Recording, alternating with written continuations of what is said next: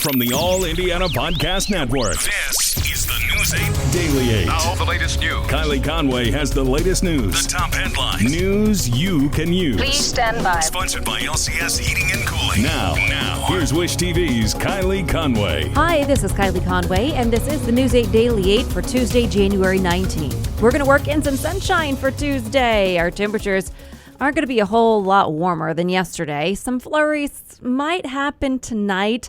Highs will top out in the low 30s, so it's going to stay a pretty cold one today. The Statehouse is shut down. This is the first day the building is closed related to President-elect Joe Biden's inauguration. Governor Holcomb made the decision amid threats to other state capitol buildings following the deadly insurrection at the U.S. Capitol.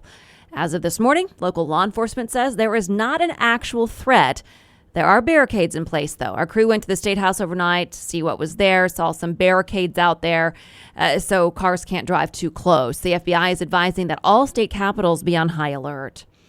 Strict security is in place there in Washington this morning. More reason to work on it here back at home. This morning, both Mayor Joe Hogsett and the Indianapolis Chief of Police plan to have a press conference about public safety. It's going to focus on data and violence prevention. While they don't specifically mention the inauguration, it is at the top of mind for a lot of people here in Indy and around the Statehouse. Local security experts say there are a number of things being watched ahead of Wednesday. In D.C., there is an abundance of extra barriers and buffer zones while National Guard members are on patrol. The FBI is vetting all of the 21,000 National Guard members who are there at the Capitol as part of the security procedure. There is also a lot happening behind the scenes. Federal officials are investigating domestic and international threats. And one of the local experts we talked to, Doug Coons, spent more than 20 years with the FBI. The other, Peter Beering, is a security and preparedness expert. Both say officials have been planning ahead for years. Be over-prepared rather than under-prepared like they were last time, and hopefully that serves not only as resources to deal with anything that might happen, but just as a deterrent for anything to happen in the first place. They will know an awful lot about who's there, and they will have a great deal of control over who is where and what their movements are. Both experts also tell us that the riot at the Capitol was a wake-up call, and that alarm will not go away after inauguration is over. They also say the pandemic and the health precautions are just another layer to all of this. Here at home, security isn't quite as visible, but public safety is a focus. That news conference I mentioned is set for 10 o'clock this morning. Local religious leaders are organizing a prayer service outside the Statehouse today. It's set for noon on the South Steps. The Center for Interfaith Cooperation says it will feature prayers and statements calling for peace and unity. Organizers say they'll read a statement from the governor, and Indianapolis Mayor Joe Hogsett may speak. Leaders are asking people to watch the service through a live Facebook stream or wear masks and keep social distance if they do decide to attend. Tips surrounding the insurrection are pouring into federal officials. As of yesterday, the FBI had received almost 200,000 tips. They're coming from community members who documented the rioting. The FBI is urging people to submit information, photos, videos, anything deemed relevant to investigators. The agency is also posting pictures of the suspects on social media to get attention. President Trump is set to release a taped farewell message today, touting his administration's work over the last 4 years. According to CNN, the president made reference to the new administration, but it's unclear if he offered a concession speech. As we've talked about, President Trump is scheduled to issue close to 100 pardons today as well, so that will become clear as the day moves on who those people are he's selected to pardon. And today, Senate committees will start the process to confirm members of President-elect Joe Biden's cabinet. 5 hearings are on the schedule. 3 are set to start at 10 this morning. So Homeland Security pick Alejandro Mayorkas, CIA Director nominee Avril Haines, and Treasury Secretary nominee Janet Yellen are all scheduled to start their testimony then at 10 o'clock. Indiana Senator Todd Young is on the Finance Committee that is overseeing Yellen's hearing. Young will also listen to testimony from Secretary of State nominee Antony Blinken this afternoon. The final hearing today will be for Biden's Defense Secretary pick, retired General Lloyd J. Austin III. Committees need to approve nominees before they can go to a full Senate vote, of course. And CNN reports that Senate aides believe some of today's nominees could get the full vote as soon as tomorrow, soon after Joe Biden is sworn in.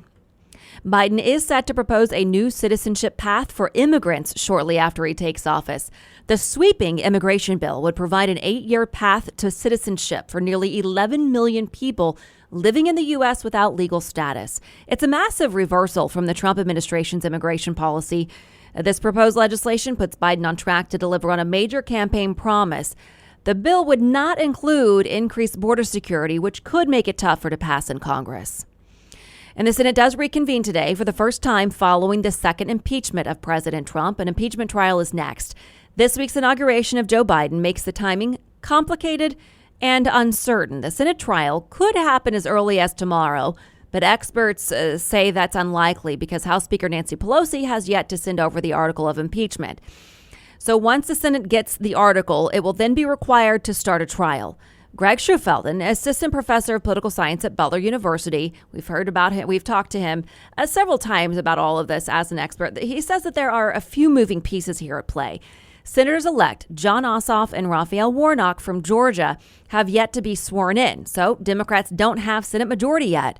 Also, Senators Chuck Schumer and Mitch McConnell are still in talks on how and when the trial will happen under Biden. Democrats want a swift trial, while the attacks on the Capitol are fresh in memory. Republicans have signaled it's happening too fast to be fair. But on both sides of the aisle, Schufelt says the focus today and tomorrow is the inauguration of President-elect Biden. It's much more visceral. It's something that we all saw. And so I think because of that, this is what we might call a quote unquote easier political issue. And so if Democrats are able to simultaneously move forward on impeachment and start implementing some of the agenda, I think that that's their best case scenario. Now, when the trial does start, there is word President Trump may testify on his own behalf. Schufelt says while that allows Trump to maintain some level of control over Republicans, he would be testifying under oath. In campaign rhetoric and in their press conferences, they're able to talk about voter fraud and stolen elections. But when it actually comes to their legal strategy, they're having to make a much more muted appeal because there isn't any evidence of it. Schufelt also says if he were to take an oath and was convicted of lying to Congress, that would be another offense for the president. And Governor Holcomb plans to deliver his State of the State address today based on his 2021 next level agenda. The economy, infrastructure, public health, and education are topics he'll likely tackle in this address. You can catch it live on Wish TV. A special edition of All Indiana Politics, the State of the State, starts at 7 tonight. We'll also stream the governor's address on wishtv.com. And police are looking for 2 men after a gunfire inside Circle Center Mall. Happened just after 2 yesterday afternoon. According to the owner of Twin Jewelers, a customer jumped over the jewelry case to steal necklaces off the wall. Police say the man ran out of the store and another customer fired a gun at him. Police who were inside at the time described a chaotic scene. We heard like a big bang, and then we just saw people sprinting the other way, and then people were like yelling, "There's a shooter." IMPD says officers found a shell casing, but not a bullet. They're not yet releasing a description of the suspect, nor are they saying how much he got away with. 2 of Central Indiana's largest school districts are headed back to the classroom. 43,000 students in total, we're talking. Hamilton Southeastern Schools and Indianapolis Public Schools both began bringing students back to buildings. Here's a little bit from HSE's superintendent welcoming back students. We are looking forward to seeing students back in the classrooms. We thank you for your patience and cooperation as we continue to navigate the complexities of this pandemic. Fisher students from pre-K through 6th grade are back in the building 100% in-person learning, Mondays through Thursdays. Middle and high school students are on a hybrid schedule starting today. Half of them will be in person Mondays and Tuesdays, the others Wednesdays and Thursdays. The district is using Fridays for e-learning.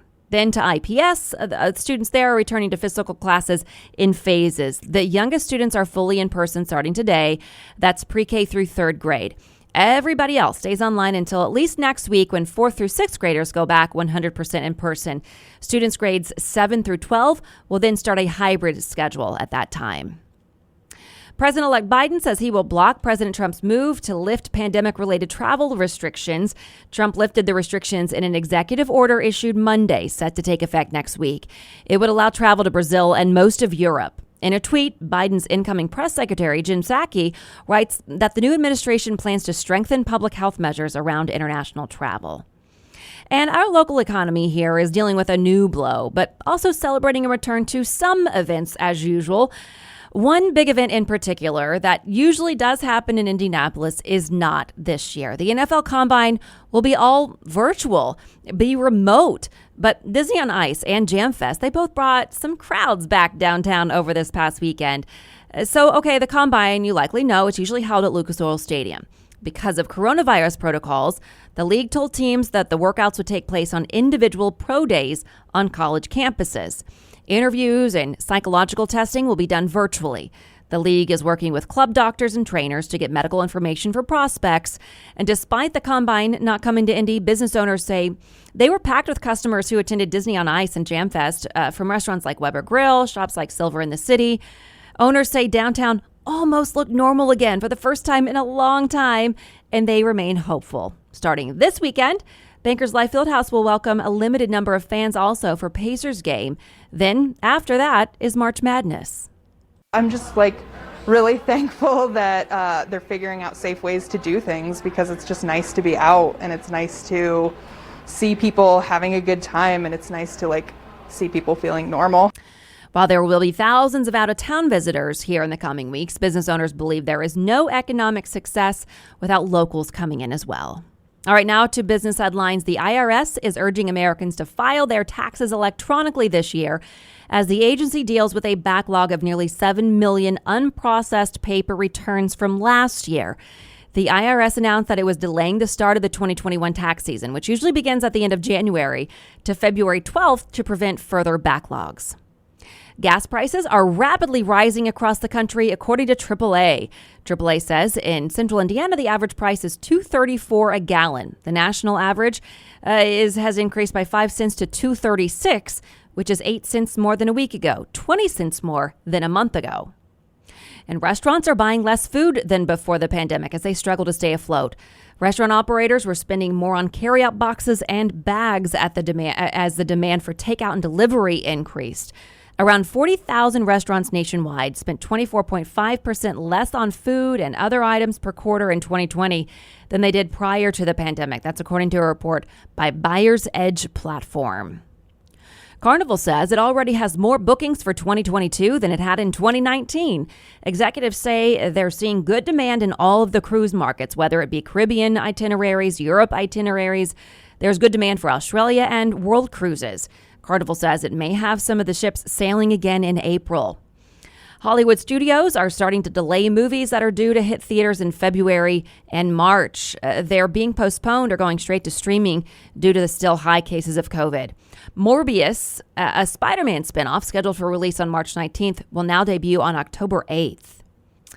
All right, let's talk Pacers. I mentioned briefly just moments ago that fans will soon return to Bankers Life Fieldhouse, and tickets to those games go on sale today. You can be among the first fans to be there in the stands since the start of the pandemic. Tickets will be available for the games January 24th through March 4th. The team's allowing 1,000 fans to be there for the first 2 games and may let more people in after that. First 5 matchups. Raptors are next Sunday and Monday. Good chance to see a Pacer victory there. January 31st, the Philadelphia 76ers and Memphis Grizzlies February 2nd, and then New Orleans Pelicans on February 5th. And today, we expect a major announcement from Indianapolis Motor Speedway. Few early details are available, but IndyCar and the Speedway are calling it a significant development in the ongoing race for equality and change initiative. The groups created that effort in July to support diversity and inclusivity in IndyCar. The Speedway said to expect an update on the 105th running of the Indianapolis 500. That announcement is set for 11 o'clock this morning.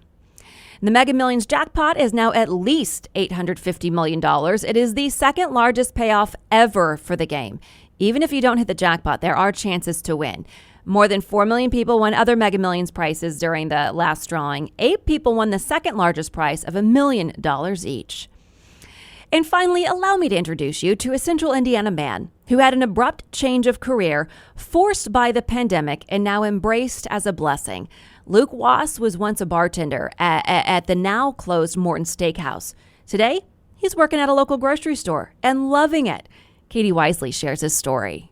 Excellent. My name is Luke. I'm the wine steward. Can I help you find anything? He knows every bottle, every flavor. I'm going to get another Riesling. Okay, perfect. Well, is there one that potentially I could help you recommend? And the perfect pairing. The Oliver Riesling is excellent. I would say that it's very fruit forward. A job Luke Wass landed in 2 days. I decided to go out, be part of the solution, not be part of the problem. I didn't want to draw government benefits.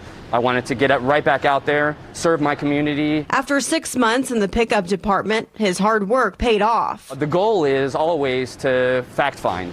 What are you looking for? What is your price point? What do you drink at home? Now, a wine steward. I'm truly blessed to be here and to have found a home here in and amongst chaos. Hi, so I would recommend the Segura Vidas. Do you have a price point, dear, that you're looking for? In the store or sitting at home. Making mimosas? Okay, perfect. And I definitely recommend a rosé with mimosas. He's there to help. And the pay is competitive. The home work-life balance has improved for me because a lot of restaurant employees work nights. I am able to be with my family. That is just invaluable and priceless to me, and I value that very much. And he's a customer favorite. And that's going to be great for you. Thank you, friends. Happy New Year. Now a new career while still doing the thing he enjoys the most, making the customer happy. Really appreciate you shopping with us. As Katie reports, Wass is staying put at Kroger. He does not plan to go back to the restaurant business. He says the best part of his job is seeing those returning customers. Congratulations to him. This has been your News 8 Daily 8 for Wish TV. I'm Kylie Conway, online at wishtv.com, and follow us on Facebook when you search Wish TV. The News 8 Daily 8 is sponsored by LCS Heating and Cooling. Be sure to like and subscribe to this podcast, The News 8 Daily 8 with Kylie Conway. And be sure to discover even more great podcasts now at allindianapodcastnetwork.com.